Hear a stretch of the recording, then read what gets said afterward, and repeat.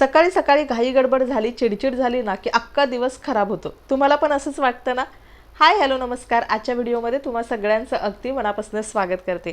मैत्रिणींनो, आज मी तुमच्यासोबत अशा काही टिप्स शेअर करणार आहे ज्याच्यामुळे दिवसाची सुरुवात तर आनंदात होईल, अख्खा दिवस तुमचा प्रोडक्टिव्ह जाईल।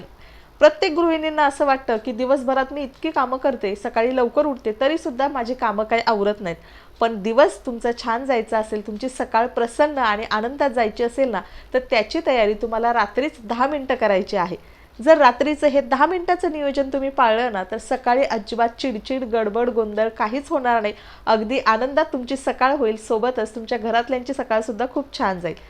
तर त्यासाठी आता इथं मी माझं रुटीन तुमच्यासोबत शेअर करते। चला, आता संध्याकाळीच ना मी घरातली सगळी बऱ्यापैकी मला जितकी जमेल ना तितकी आवरावर करून घेते। स्पेशली हॉलची तर करूनच घेते, कारण सकाळी उठल्यानंतर मुलांना त्यांची तयारी करायची असते, आपल्याला थोडंफार न्यूजपेपर वगैरे वाचण्यासाठी निवांत बसायचं असतं। त्यावेळी आपला हॉल, सोफा व्यवस्थित क्लीन असेल तर आपल्याला सुद्धा प्रसन्न वाटतं। त्यासाठी सोफा वगैरे सगळं क्लीन करून घेतलं, हॉलमधला सगळा पसारा आवरून घेतला आणि त्याच्यानंतर ना सगळ्या घरामध्ये व्यवस्थित झाडू मारून घेते। आता त्याच्यामुळे एक्स्ट्रा आपल्या पायाला धूळ वगैरे लागत नाही। आणि दुसरी गोष्ट, सकाळी उठल्या उठल्या लगेचच आपल्याला झाडू मारायची सुद्धा गडबड नसते, कारण मुलांची शाळा लवकर असते, त्याच्यामुळे मुलं काही लवकर उठत नाहीत। त्यामुळे सकाळी सकाळी मला खूप लवकर 5:30-6ला झाडू मारणं होत नाही, त्यामुळे मी रात्री सगळं घर व्यवस्थित क्लीन करून ठेवते। आता त्यानंतर ना इथे मी करून घेते कपड्यांच्या घड्या। आता क्लीन वगैरे सगळं झाडू वगैरे मारल्यानंतर आमची जेवणं वगैरे सगळं झालं आणि त्यानंतर ना लगेच मी इथे कपड्यांच्या घड्या घालायला घेतलेल्या आहेत।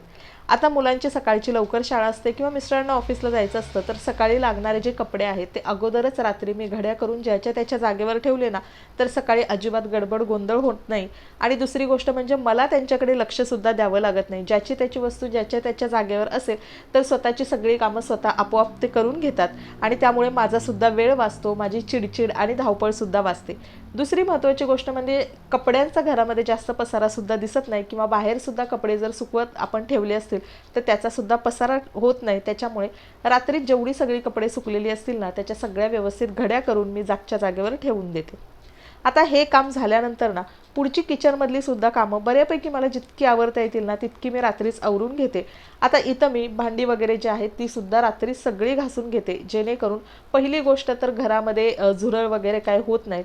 आणि दुसरी महत्त्वाची गोष्ट म्हणजे शहरांमधलं किचन ना खूपच छोटं असतं, त्याच्यामुळे जर रात्रीची भांडी आपण तशीच ठेवली तर दुसऱ्या दिवशी घरामध्ये खूप पसारा दिसतो। आपल्या किचनमध्ये सगळ्यात जास्त पसारा ना हा भांड्यांचा असतो असं मला तरी वाटतं। त्यामुळे रात्रीच किचन वगैरे क्लीन केलं, किचन ओटा स्वच्छ केला, गॅस स्वच्छ केला, भांडी वगैरे घासून व्यवस्थित ठेवली ना, तर दुसऱ्या दिवशीची सकाळी इतकी प्रसन्न आणि इतकी छान होते की काय सांगू। जर एखाद्या दिवशी भांडी घासलेली नसेल ना, तर दुसऱ्या दिवशी सकाळी किचनमध्ये जायची माझी तर अजिबातच इच्छा होत नाही। त्यामुळे कितीही उशीर झाला, काहीही असेल तरी मी किचन ओटा क्लीन करते आणि भांडी वगैरे सगळं घासूनच ठेवते।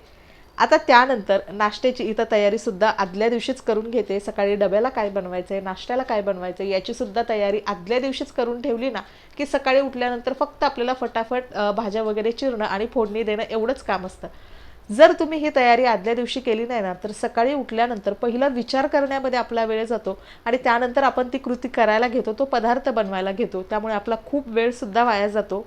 आणि अचानक जर आपण नाश्त्यासाठी किंवा जेवणासाठी एखादा पदार्थ ठरवायला गेलो ना, तर तो पदार्थ नेमका आपल्याकडे संपलेला असतो। त्यामुळे ना मी आदल्या दिवशी संध्याकाळीच तयारी करून ठेवते की डब्यासाठी काय भाजी बनवायची, नाश्ता काय बनवायचा आहे, त्यामुळे माझा भरपूर सगळा वेळसुद्धा वाचतो। आता त्यानंतर ना इथे आठवड्याच्या भाज्यासुद्धा मी आणून ठेवलेल्या आहेत। आता ज्या दिवशी सकाळी लवकर शाळा असते किंवा मला इतरसुद्धा बरीच कामं सकाळी सकाळी करायची असतात ना, किंवा ज्या दिवशी मी भाज्या वगैरे जास्त आणलेल्या आहेत त्या दिवशी हे माझं रुटीन असतं।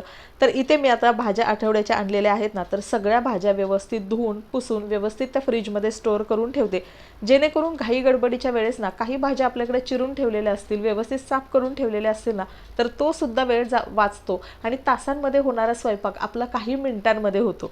ही गोष्ट मला खूप उपयोगी पडते। तर इथं ना सगळ्या ज्या भाज्या आणल्या त्या व्यवस्थित मी पाण्यानं स्वच्छ धुवून घेतल्या।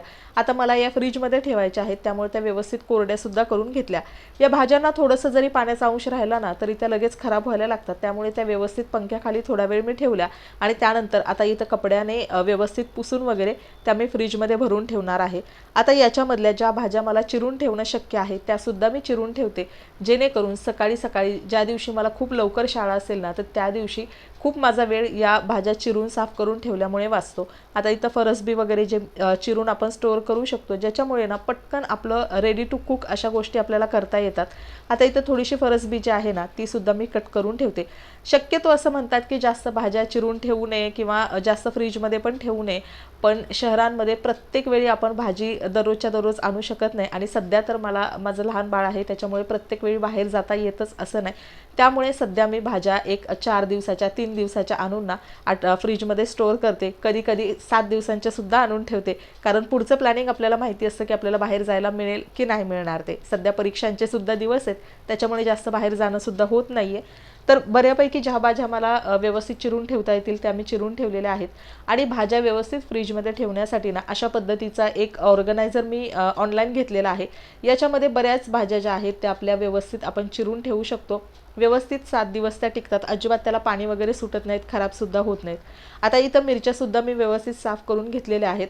मिरच्यांची देठं काढूनसुद्धा ठेवते जेणेकरून ते जास्त दिवस टिकतात. आणि काही मिरच्या ज्या आहेत ना तर त्या मी अर्ध्या मिरच्या अशा कट करून सुद्धा ठेवलेल्या आहेत, जेणेकरून मिरची कट करण्याचा सुद्धा वेळ आपला वाचेल.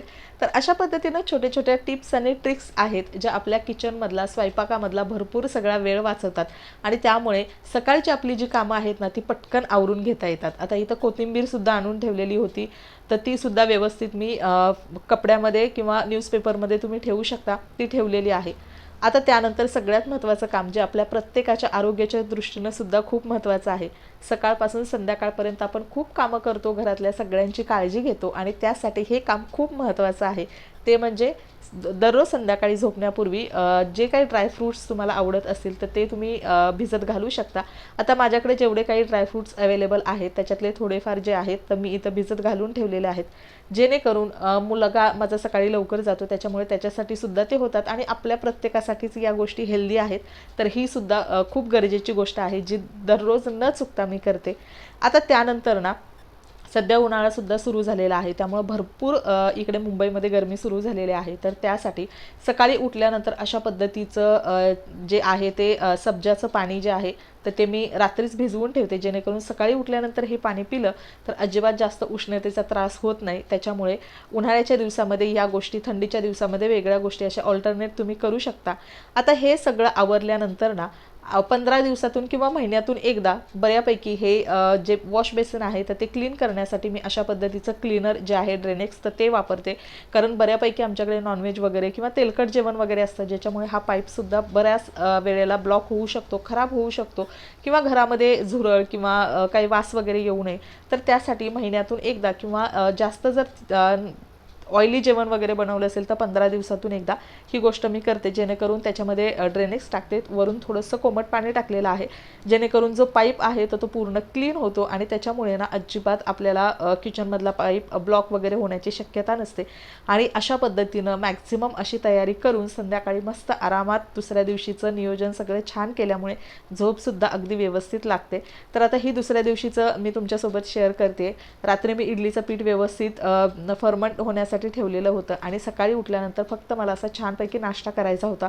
सगळी तयारी आदल्या दिवशी करून ठेवलेली होती, त्यामुळे सकाळी अगदी 15 ते 20 मिनिटात छान झटपट असा हा नाश्ता तयार झालेला आहे. तर अशा पद्धतीनं आपण जर रात्रीच थोडीशी 10 मिनटं आपल्या किचनसाठी, आपल्या घरासाठी दिली ना तर सकाळी उठल्यानंतर होणारी चिडचिड, धावपळ अजिबात होणार नाही. सकाळची सुरुवात छान होते, आपला दिवससुद्धा छान जातो आणि त्याचमुळे ना आपल्याला दिवसभर अगदी प्रोडक्टिव्ह झाल्यासारखं वाटतं आणि आपली कामं जी काही ठरवलेली आहेत ती सगळी कामं आपण छान पद्धतीनं शांततेमध्ये पूर्ण करू शकतो. कसं होतं, घाई गडबडीत आपण काम करायला गेलो ना तर हमखास ते काम चुकतं आणि काहीतरी त्याच्यामध्ये प्रॉब्लेम येतो. पण त्याऐवजी जर आदल्या दिवशी तुम्ही 10 मिनटं अशा पद्धतीनं तुमच्या घरासाठी दिलीत ना तर दुसऱ्या दिवशीची सकाळ खूप छान होईल, दिवससुद्धा तुमचा छान होईल. तर चला मैत्रिणींनो, आजचा व्हिडिओ मी इथेच एंड करते.